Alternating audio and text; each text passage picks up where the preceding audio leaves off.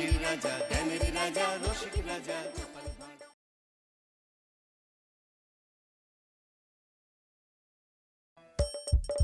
হাসির রাজা, জ্ঞানের রাজা, রসিক রাজা গোপাল ভাঁড়। তোদের পড়াতে গিয়ে আমার মাথা খারাপ হয়ে যাবে। তাহলে আর পড়িয়ে কি লাভ? আমাদের ছুটি দিয়ে দিন, মাঠে গিয়ে বরং ঘুড়ি ওড়াই। কি পণ্ডিত, ছাত্রছাত্রীরা পড়াশোনা কেমন করছে? ওরা পড়াশুনো করে কোথায়? বাড়ি গিয়ে কেউই বই খুলছে না। মানে বই পড়ে না? না, এই যে গুলটেকেই দেখুন, 1 থেকে 50 অবধি মুখস্থ, কিন্তু তারপর বলতে গেলেই হোঁচট খায়। আচ্ছা গুলটে, 51 থেকে বল দেখি। 51, 52, 53, 54, 55, 56, 57, 58, 59, 60, 61। 57, 59, 60, সেগুলো আবার কি? 61 আগে তো 60 হবে। 41 এর আগে যেমন 40 হয়, 31 এর আগে যেমন 30 হয়। তুই কি নতুন করে বই লিখছিস নাকি সংখ্যা আবিষ্কার করছিস? না, বই পড়তে ভালো লাগে না। পণ্ডিত, এদের মা বাবাকে ডেকে বোঝাও, শুধু ঘুরে বেড়ালে চলবে, পড়াশোনা করতে হবে তো। আচ্ছা মহারাজ, আপনি যখন এত করে বলছেন, এবার থেকে আমরা মন দিয়ে পড়াশোনা করব। হ্যাঁ। আর বলিস না, তোদের গিন্নিমা আজকে চুনো মাছের চচ্চড়িটা যা বানিয়েছিল না, আহ, পুরো মাখন। গিন্নিমাতে এতদিন জানতাম সরষের তেল দিয়ে রান্না করতো, এখন কি মাখন দিয়ে রান্না করছেন নাকি? আরে দূর, মাখন দিয়ে রান্না করবে কেন? যাই হোক, বাদ দে। উফ, বিকেল বেলা আমাদের বাড়িতে চলে আসিস, তেলে ভাজা দিয়ে মুড়ি খাবো। আর সাথে একটু পেঁয়াজ কুচি আর শসা থাকলে একেবারে জমে যাবে। এ কি মন্ত্রী, তুমি এখানে দাঁড়িয়ে দাঁড়িয়ে গল্প করছো, কোনো কাজ নেই? রাজসভা তো একটু পরে শুরু হবে, তাই একটু ফাঁকা সময়ে। বুঝেছি। বেশি বকবক না করে রাজসভায় এসো, আজকে একটা গুরুত্বপূর্ণ আলোচনা আছে। ঠিক আছে, আমি আসছি। তাহলে বিকেলে চলে আসিস। হ্যাঁ হ্যাঁ মন্ত্রী মশাই, একদম চিন্তা করবেন না।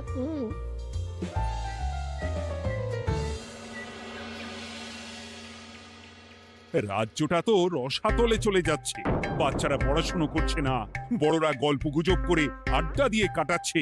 কি করা যায় কিছুই তো বোঝা যাচ্ছে না। কে গল্প গুজব করে আড্ডা দিচ্ছে মহারাজ? কে আবার? আমাদের মন্ত্রী।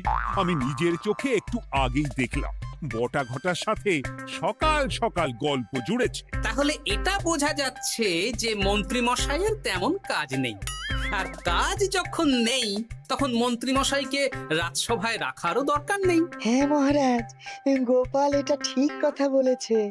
মন্ত্রী মশাই তো কাজের মধ্যে দুটো জিনিসই করেন, অকাজ আর কুকাজ। একদম বাজে কথা বলবে না। গোপালের কথা শুনে এখন আমার নিন্দা শুরু করেছো, তাই না? এই থামো থামো থামো থামো, আমাদের রাজ্যের উন্নতির জন্য একটা সমাধান করা দরকার। এই সময় নষ্ট করা বন্ধ করতে হবে। তাহলে মহারাজ, সবাইকে ফাঁকা সময়ে বই পড়তে হবে, পড়াশোনার মধ্যে থাকতে হবে, কারণ জানার কোনো শেষ নেই। তাহলে কি করা যায় বলো তো গোপাল? আমাদের রাজবাড়ির যে গ্রন্থাগার আছে সেটা তো বহু বছর ধরেই বন্ধ, ওটা খোলার ব্যবস্থা করুন মহারাজ। হ্যাঁ মন্ত্রী, তুমি নিজ দায়িত্বে গ্রন্থাগার খোলার ব্যবস্থা করো। অনেক দিন ধরে ধুলো ময়লা জমে আছে, সব পরিষ্কার করবে, আর পরিষ্কার হয়ে গেলে তোমরা সবাই গ্রন্থাগার থেকে বই নিয়ে পড়বে। বেশ। মন্ত্রী মশাই ভালো ভাষার ফেঁসেছেন। হ্যাঁ, জীবনটা তো শুয়ে বসে গুলতানি দিয়ে কাটিয়ে দিচ্ছেন, না হয় একটু কাজ করবেন আর কি।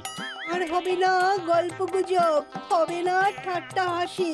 গ্রন্থাগার সাফ করতে গিয়ে মন্ত্রীর হবে হাঁচি কাশি। কথাটা বেশ ভালো বলেছে বিজ্ঞানী। ওনার দুটো কাজ, অকাজ আর কুকাজ। সে তো তুমি প্রসঙ্গ আনলে তাই। বেটারা আমাকে নিয়ে রসিকতা করছে। এই গোপালের বড্ড বার বেড়েছে, এমন চাল চালবো যে কেঁদে কুল পাবে না।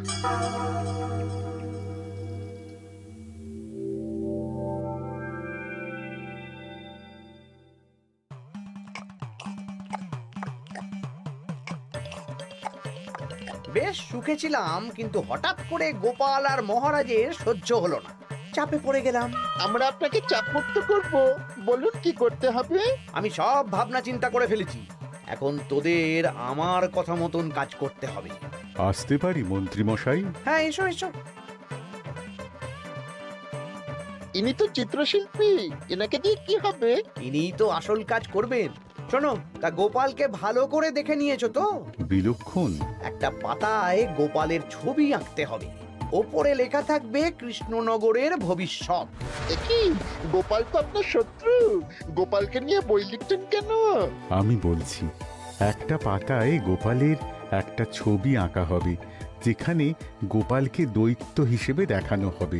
বড় বড় দাঁত, বড় বড় কুলোর মতো কান। শোনো, নিচে একটু ফাঁকা রাখবে, যা লেখার আমি পরে লিখে দেব। আর আপনি মহারাজকে এই পাতাটা দেবেন? হ্যাঁ, আর বলবো যে গ্রন্থাগার পরিষ্কার করতে গিয়ে এই পুরনো পাতাটা পেলাম, তবে অনেক খুঁজেও বইয়ের বাকি অংশ কিচ্ছু পেলাম না মহারাজ।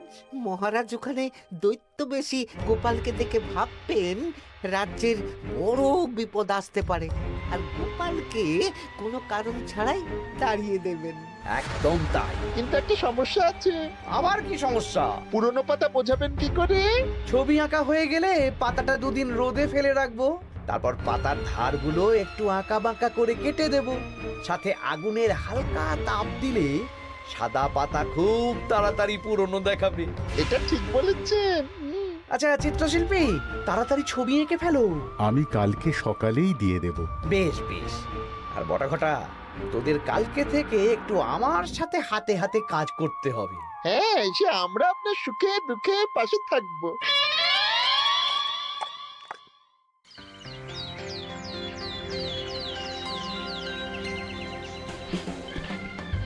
ওপরের তাকগুলো পরিষ্কার কর, ওপরের বইগুলো বড্ড ময়লা। কি মন্ত্রী, কাজ হচ্ছে? কাজ করছেন না, বরং কাজ করাচ্ছেন। কাজ হওয়া নিয়ে দরকার, সে আমি করি বা অন্য লোক, তাতে কি যায় আসে? যায় আসে মন্ত্রী মশাই। আমাদের এই গ্রন্থাগারে এত দামি দামি প্রাচীন দুষ্প্রাপ্য বই আছে, যদি কোনো বই চুরি হয়ে যায় তার দায় কে নেবে? এটা গোপাল ঠিক বলেছে।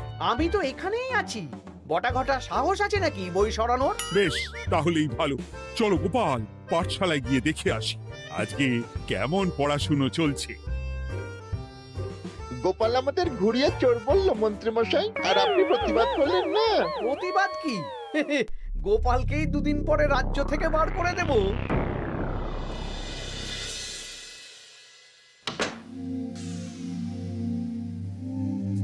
মন্ত্রী মশাই, ছবি আঁকা হয়ে গেছে। কই দেখি দেখি দেখি। সাব্বাস, এই তো চাই। এই ছবি দেখে মহারাজ চমকে যাবে। এবার পাতা পুরনো করার কাজটা করে ফেললেই কেল্লা ফতে।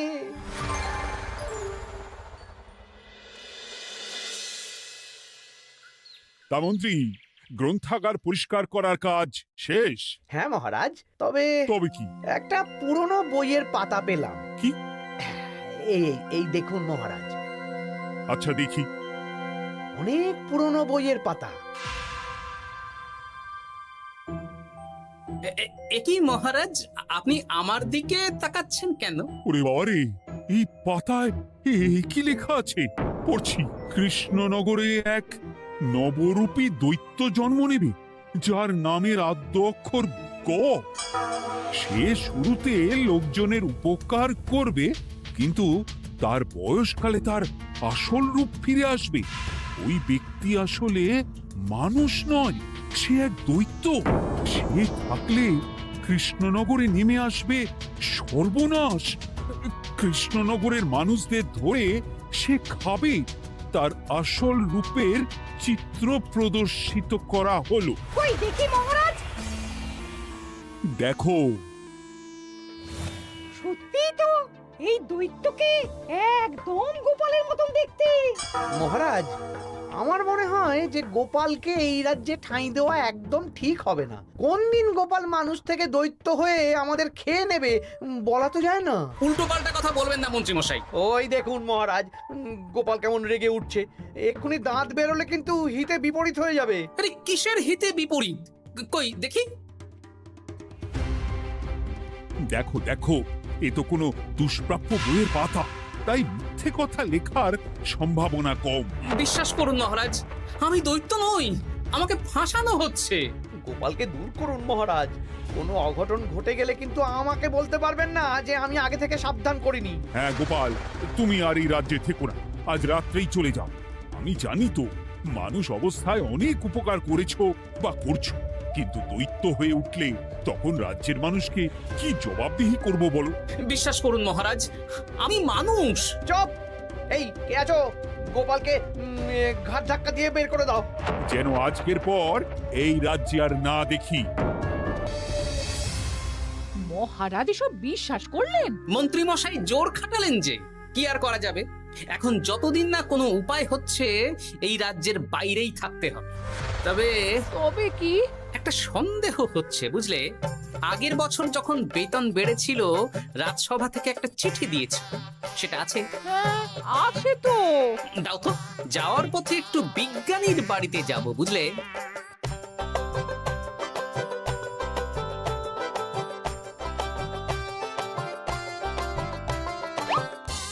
এবার চলো। আমিও বুঝতে পারছি গোপাল, এটা গভীর ষড়যন্ত্র। শোনো, তুমি একটা কাজ করো। ওই পাতার লেখাটা দেখে আমার মনে হলো হাতের লেখাটা খুব চেনা চেনা। তুমি একবার এই চিঠিটার সাথে মিলিয়ে দেখো তো। মন্ত্রী মশাইয়ের হাতে লেখা চিঠি। বেশ, আমি তাহলে কায়দা করে পাতাটা নিয়ে এসে পরীক্ষা করব। তা কোথায় থাকবে এখন? কদিন ওই শ্বশুর বাড়ি, আর আমি তোমার সাথে দেখা করার জন্য রোজ রাতে আসবো। বেশ।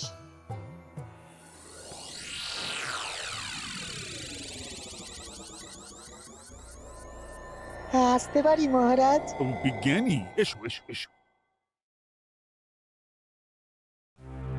বলছি মহারাজ, পাতাটা চাই, আজকে রাতের জন্য দেবেন? হ্যাঁ, নিয়ে যাও নিয়ে যাও।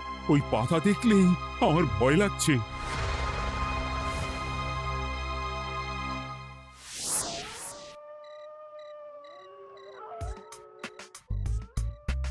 এ তো হাতের লেখা হুবহু এক। হ্যাঁ, একদম মিলে যাচ্ছে।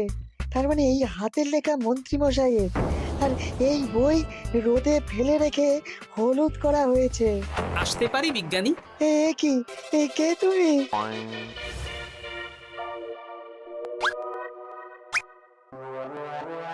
গিন্নির পুরনো শাড়ি পরে নারী সেজে এলাম, কেউ জানতে পারলেই বিপদ। এ কোনো বিপদ নেই, তোমাকে মন্ত্রী মশাই ফাঁসিয়েছেন। ওনারই হাতের লেখা, আর ওটা রোদে ফেলে আর উষ্ণ তাপে রেখে পাতা হলুদ করা হয়েছে। জানতাম এইরকমই কিছু একটা হবে। তাহলে কালকে সকালেই রাজসভায় সব খোলসা করে দিই। না না, তার আগে মন্ত্রী মশাইকে একটু নাচাবো। কিভাবে? আমি দৈত্য সাজবো আর মন্ত্রীকে ভয় দেখাবো। আগে বটাকে দেখাবো, তারপর ঘটাকে, শেষে মন্ত্রীকে। ভালো মজা হবে, আমি তোমার পাশে আছি। তাহলে তাহলে এখনই সাজগোজ করে ফেলি বুঝলে। তুমি একটা চাদর মুড়ি দিয়ে আমার সাথে বটা ঘটার বাড়িতে যাবে এখন। আচ্ছা।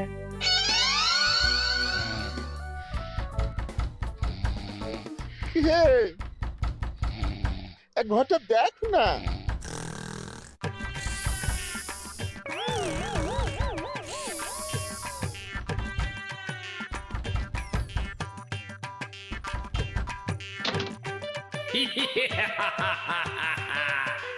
আমি তোকে খাবো, আমি দৈত্য গোপাল। বাবারে, আসল দায়িত্ব কি করে হয়ে গেলে?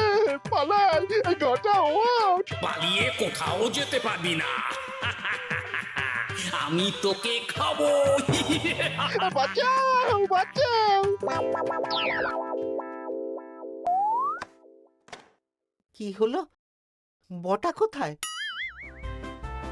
এ বটা, বটা, এ কি হলো তোর? কোথায় গেলি? দৈত্য গোপাল আমাকে ধরে নিয়ে যাচ্ছে। মানে এটা কি? হ্যাঁ? আমি গোপাল দৈত্য, আজ রাতে বটাকে গলার্ধকরণী আমার ভোজন, কাল তোর পালা। ওরে বাবা রে, কি কাণ্ড! আমাকে খেও না।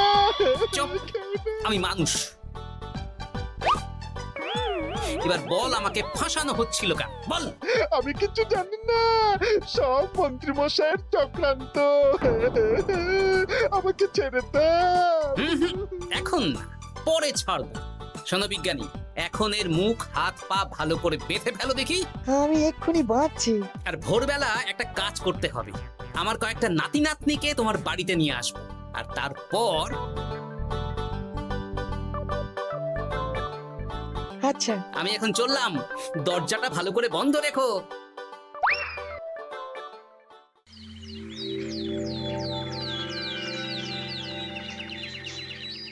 কি সব উল্টোপাল্টা বলছিস? সত্যি কালকে গোপালের দৈত্য এসেছিল। আরে গোপাল তো রাজ্য ছেড়ে চলে গেছে, আমি কড়া পাহারা বসিয়েছি। গোপাল এই রাজ্যে আর ঢুকতেই পারবে না। কিন্তু ওর দৈত্য এসেছিল। আরে দূর, তুই স্বপ্ন দেখেছিস। সকাল সকাল মাথা খারাপ করাস না ঘটা, কাজ আছে। সত্যি বলছি। চুপ।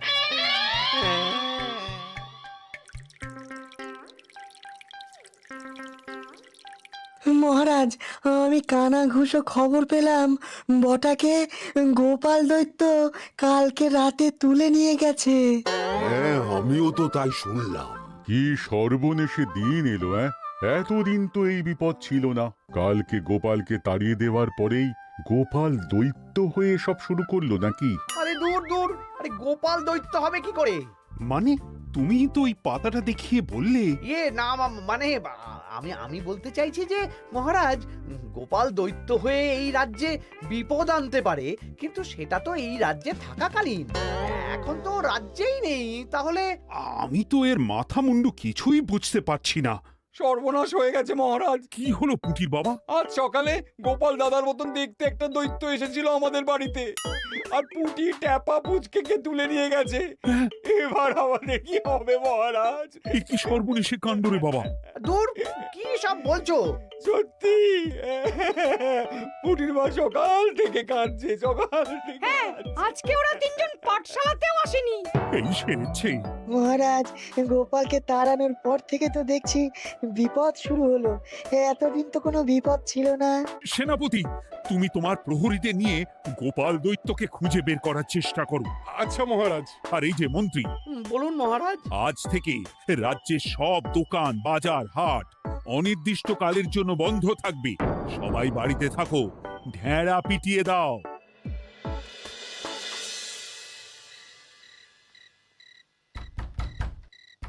কে?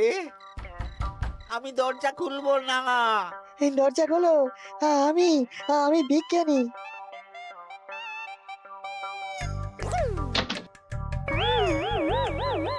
এবার আমি তোকে খাবো। আমাকে ছেড়ে দাও, আমাকে ছেড়ে দাও, ছেড়ে দাও, আমাকে আমাকে ছেড়ে দাও। ছেড়ে না, ছিঁড়ে খাবো।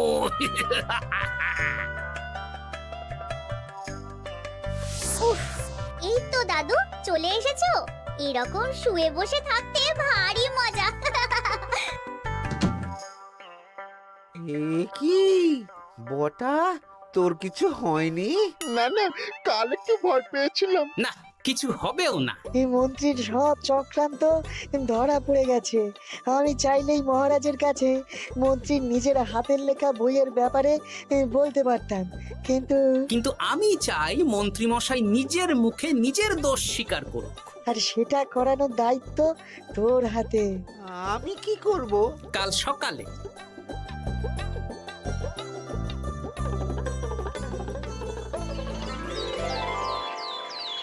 কালকে আবার ঘটাকে তুলে নিয়ে গেছে। ও সেনাপতি, তুমি কি করছো? আমি তো দেখতে পাইনি গোপালকে। দূর! মহারাজ, মহারাজ, কি ঘটা, কি অবস্থা তোর? ও অনেক কষ্টে পালিয়ে এসেছি। গোপাল খেতে গিয়েও খায়নি আমাকে। মানে মানে ও বলছে আপনাকে খেতে চায়। গোপাল কি দৈত্য নাকি যে আমাকে খাবে? হ্যাঁ, ভয়ানক দৈত্য। এই তো আমি পাতাটা এনেছি, দেখো তো একবার। হ্যাঁ হ্যাঁ হ্যাঁ, এইরকম। ওরে বাবা, কি ভয়ানক! এই গোপালটা কি শুরু করেছে বলতো? গোপাল দৈত্য হবে কি করে? এই ছবির নিচের লেখাটা তো আমার, তুই জানিস না নাকি? ইয়ে না মানে কিছু না কিছু না। তোমার লেখা মানে? না না, আমার লেখা না, মানে আমি খুঁজে পেয়েছি আর কি। আপনি সত্যি না বললে আমার কাছে কিছু প্রমাণও আছে মন্ত্রী মশাই, যে এই পাতার লেখাটা আপনার। হ্যাঁ, এটা মন্ত্রী মশাইয়ের লেখা, আমি সব জানি। এই তোকে বলতে বলেছি। না না না না না, এবার আমি বলবই। আগে আমার প্রাণ, তারপর আপনার মান। মন্ত্রী মশাই এই পাতাটা নিজে লিখেছেন, আর গোপালের ওই ভয়ানক ছবি একজনকে দিয়ে আঁকিয়েছেন। রোদে রেখে ও আগুনে উষ্ণ তাপে পাতাটা হলুদ করেছেন, আর ধারগুলো আঁকা বাঁকা করে কেটেছেন যাতে দেখে পুরনো মনে হয়। সব বাজে কথা। কোনো বাজে কথা না।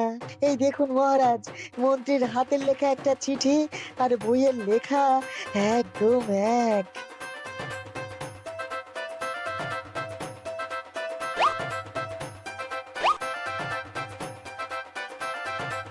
এ কি মন্ত্রী?